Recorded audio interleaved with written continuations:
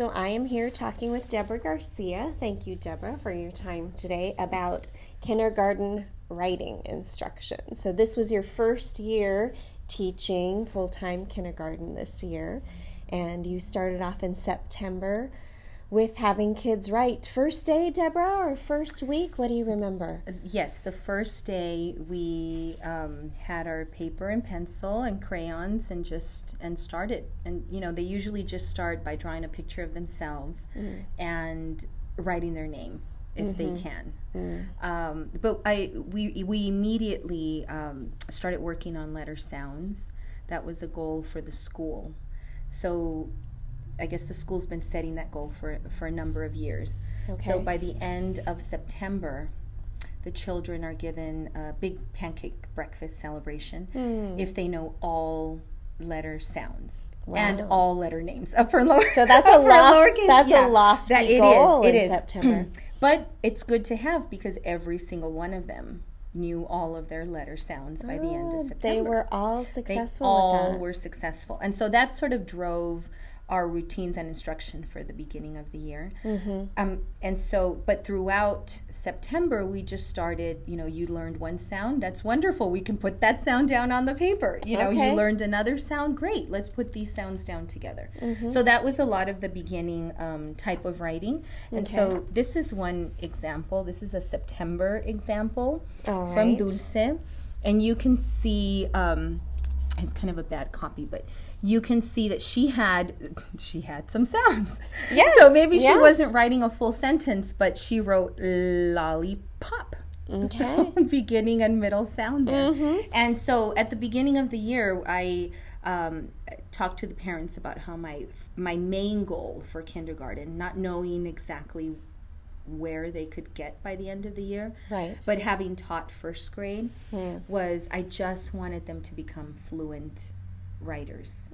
So meaning that when it was writing time, they would be happy, that they would have no problem coming up with their own idea, whatever that idea was, that they would feel confident, and that they never were afraid of, I can't do it, or how do I do it, or that question that everybody has, well, what do I write about today, teacher? Yes. And knock on wood, I never had not one child tell me, what do I write about? Or, no, I can't. They always were like, oh, okay, writing time, sure, no problem. And I think it was just because I accepted everything that they gave me. Oh, that's a lollipop. Wonderful. Oh, my goodness, you wrote lollipop. Yay, everybody. Because it's a lot of approximation in kindergarten. Really that's all they can do. And if they couldn't write lollipop, I would sit there with them and ask them what it is. And she would say, for example, lollipop, and I would say, oh, we know that sound, lion. And she would say, oh, yeah, and write it down. Okay. And so it was just as easy as that, and I just walk away. Great job, So was this? I know a lot of teachers ask about how much time. We're not talking about 40 minutes sitting in the first week of kindergarten, No, right? At the beginning of the year, we wrote maybe 15 minutes. Our writing time was 15 minutes. And, of course, within a minute or two, the kids were already getting up, or what do I do now? Or what do I... And so... So maybe it was maybe a full 15 minutes, but every day I would model writing for them. So from day one, I started blending sounds with them because that was the focus. Yes. We all were working towards sounds, so we had some sounds already. But I have to say that no one came in with sounds. Okay. If you look at my screening, it's like 0, 0, 0, 0, 0, all the way down. So we kind of didn't even want to input it because it was zeros. Sure. It was kind of amazing, just zeros. I don't know what happened. What happened with my class? But so we would work on sounds every day, and then I would model writing for them. And I would model just simple, at the beginning it was just simple like labels, just labeling a picture and putting down a sound. And I would never spell it correctly. So you were showing the kind of writing that really they were going to be doing. So at the very first week, of course, I wrote my name because I knew they were working on writing their name. Yes. And maybe that week I drew a cat. Let's say I drew a cat and I just put K for cat. And whatever they would give me, that's what I would write down.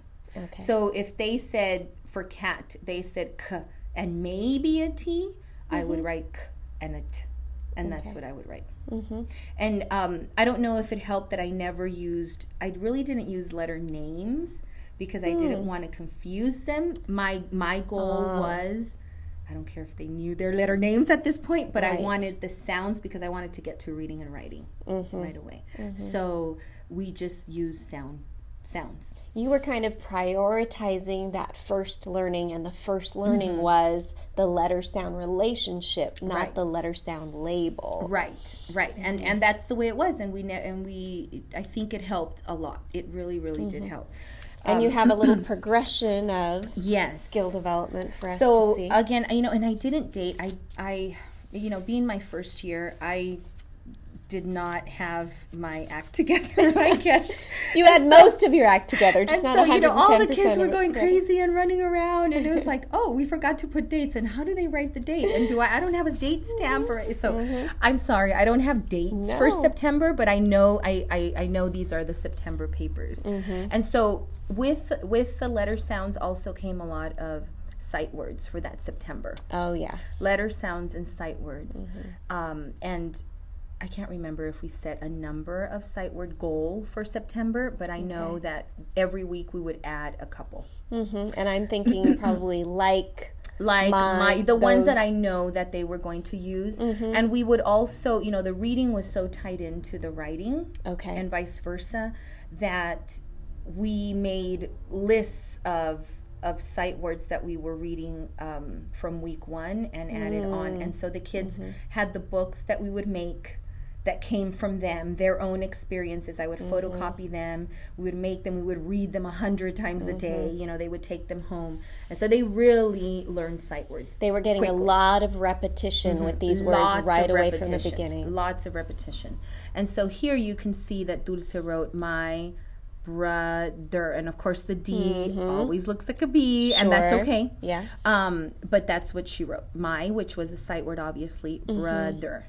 And it's pretty amazing. She had middle sounds in there already. Yes. Oh, yes. Those are the 3 main sounds in that word. Here's another one. And here she wrote, me and my brother were dancing.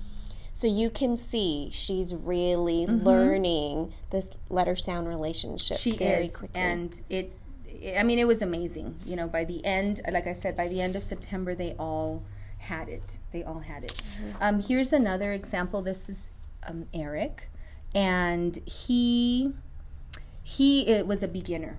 English language. And so here he has I, N, because he would say I am, I N.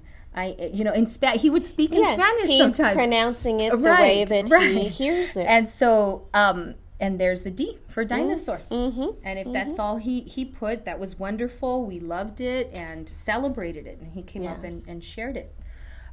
Here he wrote, I like, and all the letters are there somewhere.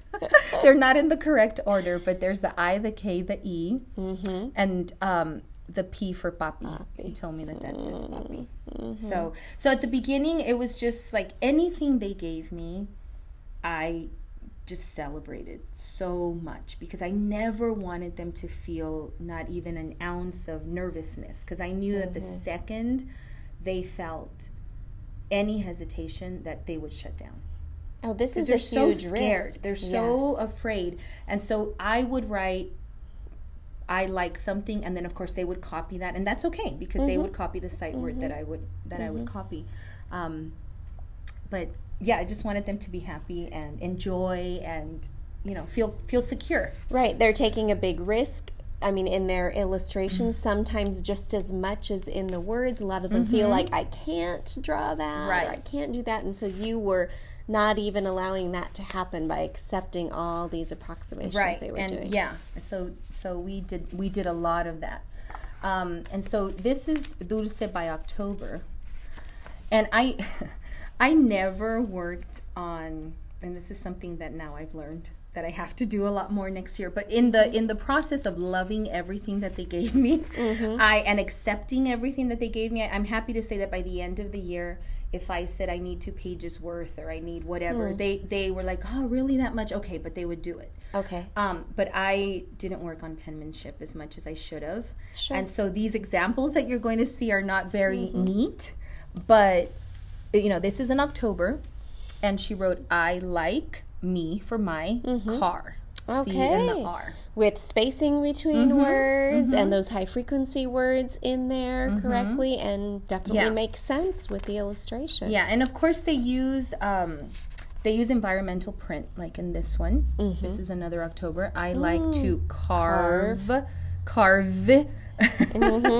Because they're sounding everything out. They elongate everything. My pumpkin. And of course pumpkin she copied from from the board. Yes. We were talking about it. Yes. With her punctuation and that pumpkin illustration. Yeah. So she has moved quite a ways if we think about stages of writing. Yes. Yeah. I mean, I think most of my students, which looking back now, I'm pretty amazed that they, you have that beginning sound for a while. Yes. And then beginning and ending sound. Well, a lot of the kids sort of started putting those medial sounds pretty quickly, I thought.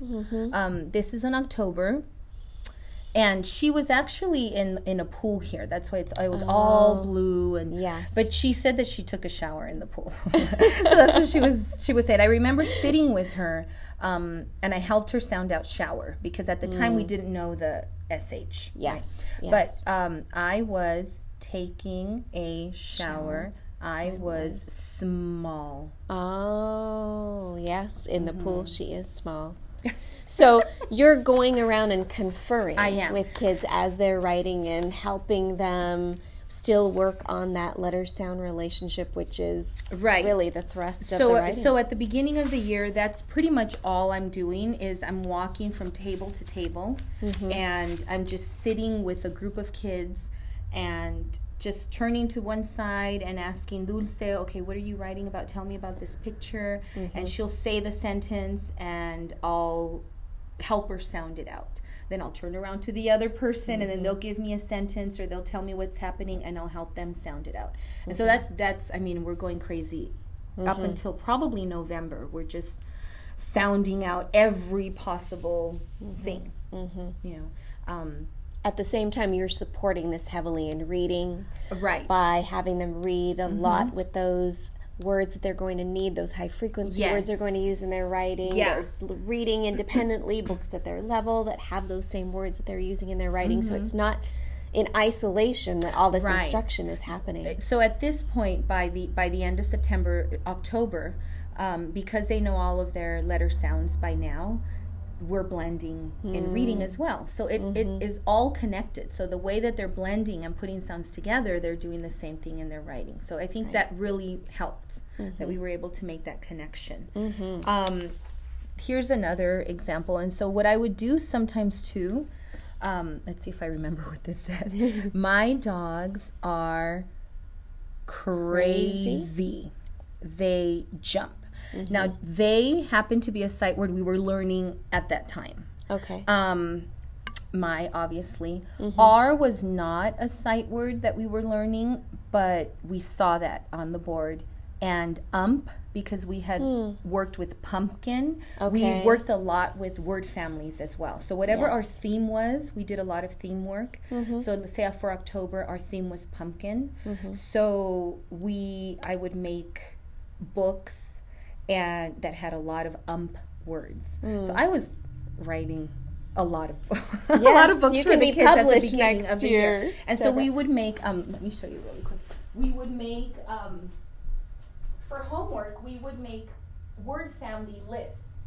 And again, they were random. They just all came from whatever theme we were working on. And so for example, when we were working on pumpkin, we chose the word family right, and they already knew these sounds, and then they learned this pattern. And so we were every day we read it. I mean, there was so much repetition that by the time our 2-week theme ended, they knew what was, and they were able to decode words, multisyllabic words, because they knew that pattern. Yes, right? you were doing a lot of onset rhyme A lot work of onset on and top rhyme work. of the sight word work as well. Yeah, and they would make words, and it was just a lot of word work. So there's a lot of things that are separate but connected. Oh, yes, because you can see during writing instruction what they've really held on to from the reading instruction. Not only can they identify it, they can also use it. Right.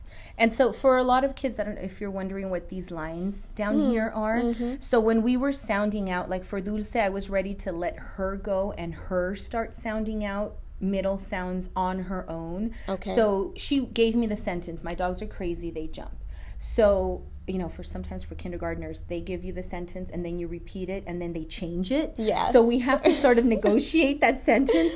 And I don't dare have anything put down on paper until we are both absolutely sure of what that sentence is. Otherwise, we both get frustrated when they go to write something. Yes. So she knew mine. Okay. And so I helped her. I said, okay, dogs has this many sounds. D, A, G, S. And so I would have her like do it with her fingers. D, A, G, S. And then she would say it for me. And so I would write these lines under, and I would tell her, so you're going to have a sound for every one of those lines. So you gave her a placeholder in a way. Yeah, and that helped her, figure out, oh, I need something there.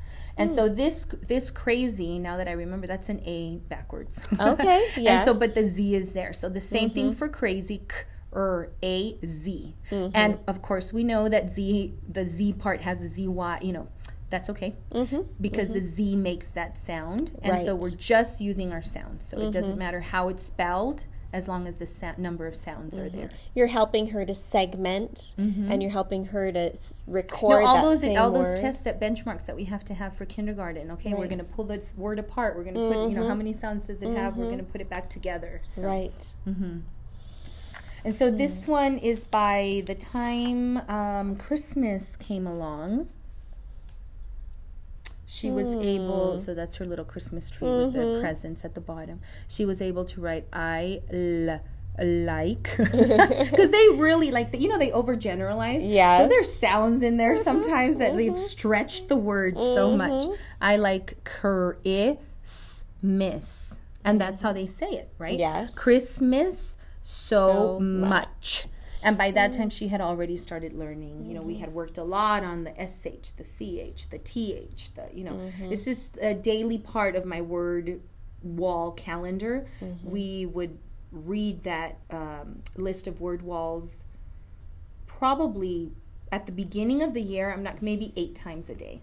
Wow. Maybe 8 times. Wow. But just like quick, just quick. And we would clap the words. And, okay, was everybody WAS, what? Yes. The ones that we couldn't sound out. We would clap them, we would jump them, we would, just anything and everything that would make it interesting for the kids. And they're sponges, so they just picked everything up.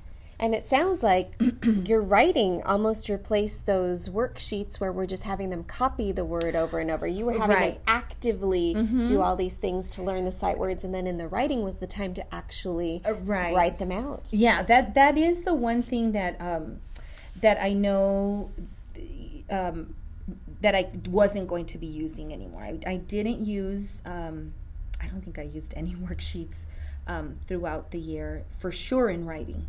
When it was writing time, it was a mini lesson, and I would write. They would help me sound out, and I would write whatever they sounded out, and then they would go off and write it, because the worksheet was sort of like a middle step that maybe would help them spell it correctly or form the letters correctly, but that wouldn't help them write on their own. Right. So I just eliminated that middle step and just had them make all their approximations on their paper, and that was fine. And because it was accepted so much and everything they did was valued, they were able to kind of cruise through without that middle step and just go straight into producing on their own. Yeah, I think it helped them. I think it helped them. So, okay, here's one more for December. And again, I did not work on penmanship, and so that's something that I've learned and that I will have to work on. So this is, I was sleeping. sleeping, and they knew ing because we started working on, again, whatever the word family was. Sleeping, and that's a backward G, that's another G. And a lot of my kids, like Dulce was a beginner at the beginning of the year. By this time, she was an early intermediate on her progress profile. Okay. Sleeping, and I fell off the bed, and my dad picked me up, and and this is a jump. Oh, I'm sorry, that's another. That's my dad picked me up, and that's the back one. And wow, I saw my dad. I can't remember what that says. Maybe like pick me up, and I something come. Oh gosh, it looks like computer to me, Deborah, computer, but I could be and wrong. I woke up and went to school. Yeah. At the time, I'm nervous. I'm not able to read it. But at the time, I was able to read it. So that's why I only put words down here, because this is what I wanted to make sure. That you remembered. Yeah. So she has quite a few developed sentences. I mean, even if we just think about the number, I was sleeping in my part of the bed, and my dad picked me up, and I saw my dad, and there's another thought. I woke up and went to school. 5 complete thoughts there that she has as sentences. Yeah. She's come a long way since that first sample that we saw. Right, from and so September. this was December at that point. And I mean, there are so many. I chose Dulce to show because Dulce was a very typical average writer. Of course, I had a couple that were a lot lower that were really working on beginning sounds for a while. Okay. So, but there were some that looked higher. I mean, the writing was neater, and so this you could probably read that one. I went to a hotel at a place called. This is the tricky one at the. Atascadero. Wow. At a place called Atascadero. Yeah, I mean, it's pretty, It was fun. I only got to stay for 2 days. Oh, this girl likes to travel. She does. She would talk about her traveling a lot. So that was also a December. Okay. This one clearly is a December. It's a Christmas. I want a dog for Christmas. I want one. My mom can get it for me. Christmas, I'm going to name it Susie. Yeah. So the kids, they all chose their own topics. I never gave them a topic to write about. If it was Christmas, I might say, well, you might ask about, what you want for Christmas, and maybe that's what I wrote about that day myself. Sure. But anybody can write about whatever they wanted, and so that helped a lot because they wanted to say what and in kindergarten every day they have a story. Oh yeah. And so at the beginning of the day when we would have our circle time and everyone would share something personal, I would say that sounds like a great writing story. So make sure you remember that for writing workshop. And so they would, and that's what they would write about. I mean, I remember at the beginning of the year I would just make. I think I brought out some books to show, but I think I mostly used my own experiences and my own writing because that sort of excited the kids a lot more, and they were able to, I don't know, maybe they were able to see that if I could do it, they could do it. And in kindergarten, they so much want to be just like the teacher. I mean, I would write shopping lists like Costco. And I wouldn't even write, I am going to go to Costco. I would just write, okay, Costco. Today's Costco. I'm going to Costco, and I'll draw it. And then I would just help them. Oh, I need milk. Okay, everybody, how do I write milk? Because I wanted to show them that there was a real reason for writing. Yes. This really is my shopping list. And I swear I am going to take it to Costco. So help me make sure that I can read it, So we would do a lot of that. A lot of it was out of my own writing. I also tried using these books Donald Cruz has really good books, and they're very simple. So like this is Rain, and I think concept books, maybe that's what we might call it. So there's the blue sky, and so it's labeled blue sky, showing how the illustrations match the text. Gray sky, and there's the word gray sky. No sun, gray clouds.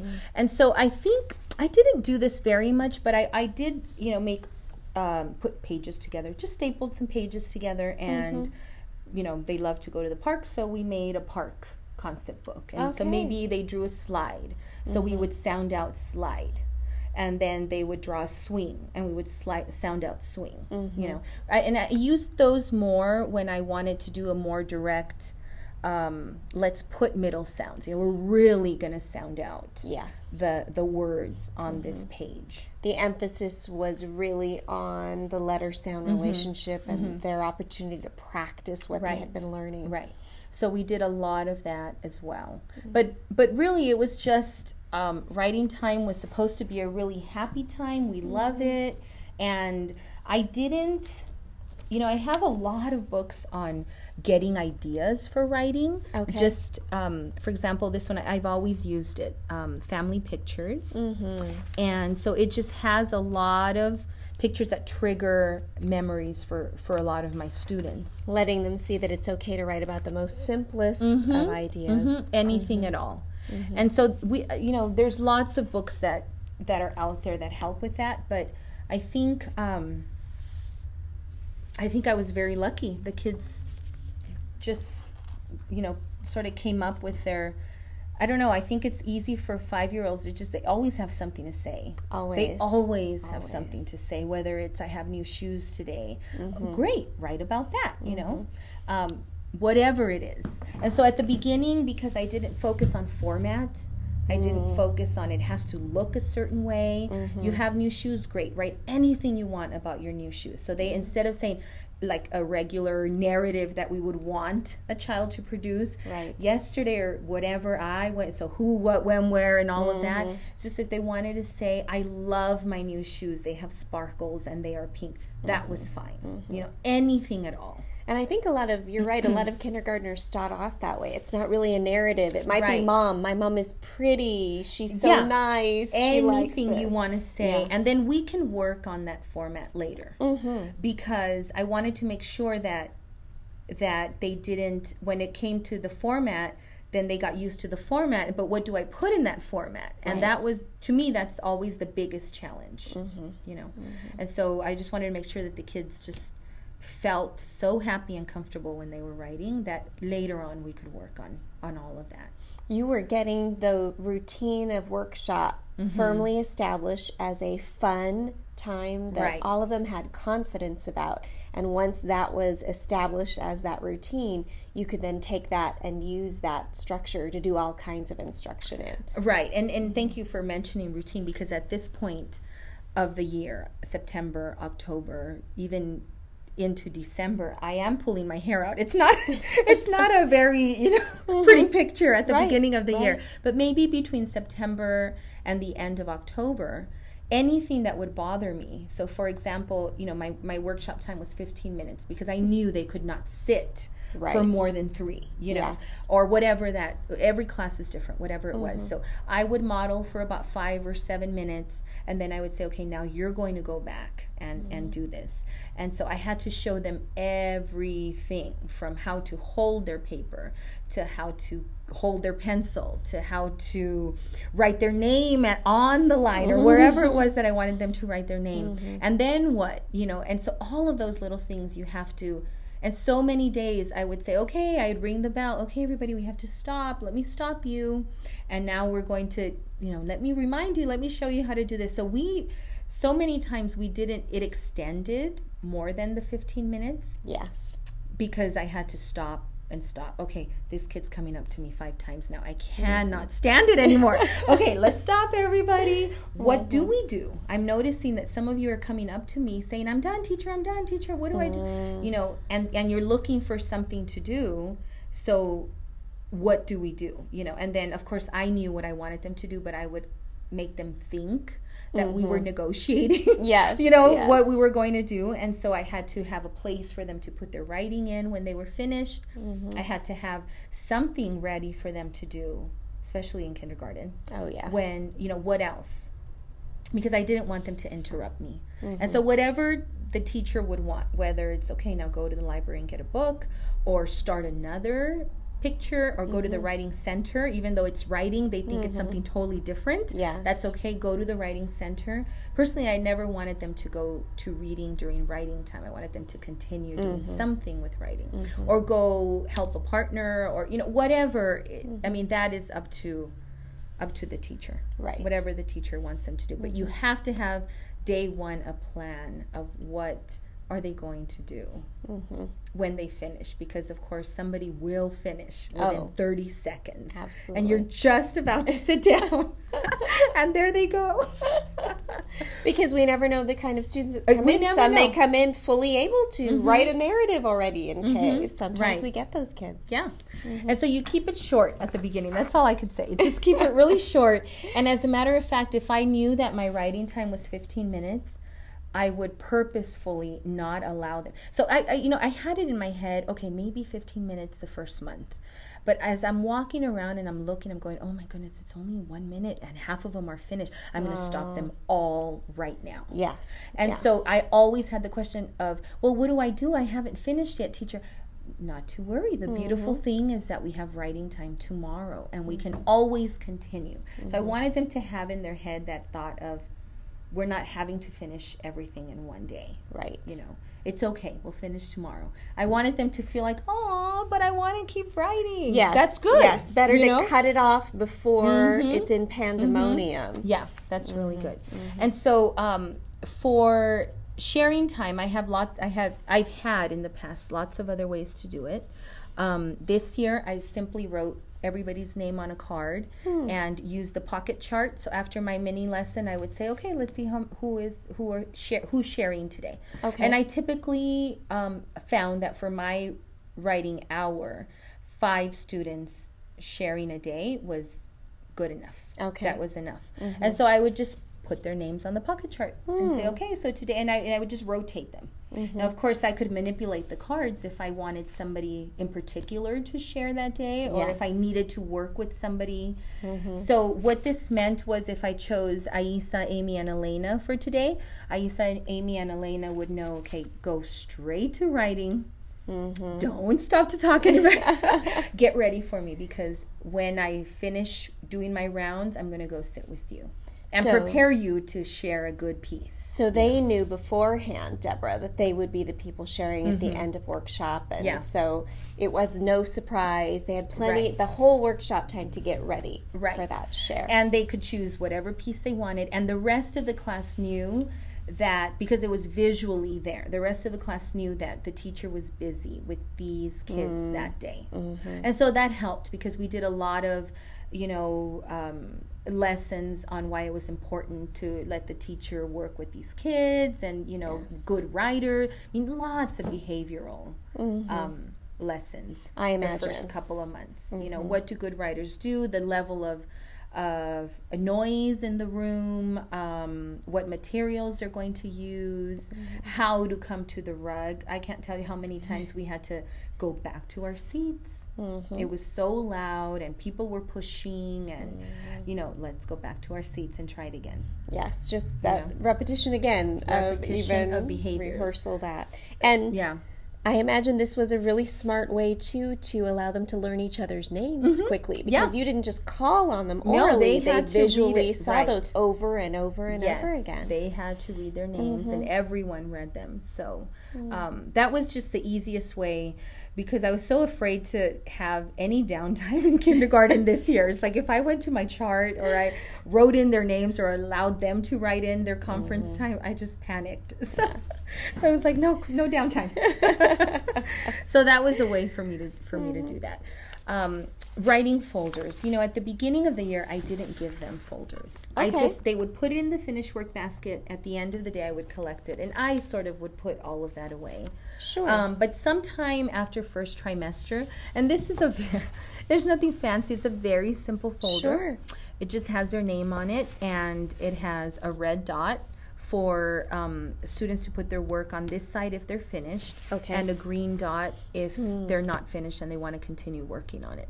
So this was a nice learning about process, that drafting often is going to take more than one day, and that's perfectly acceptable in this time of the day. right, and they would make the decision.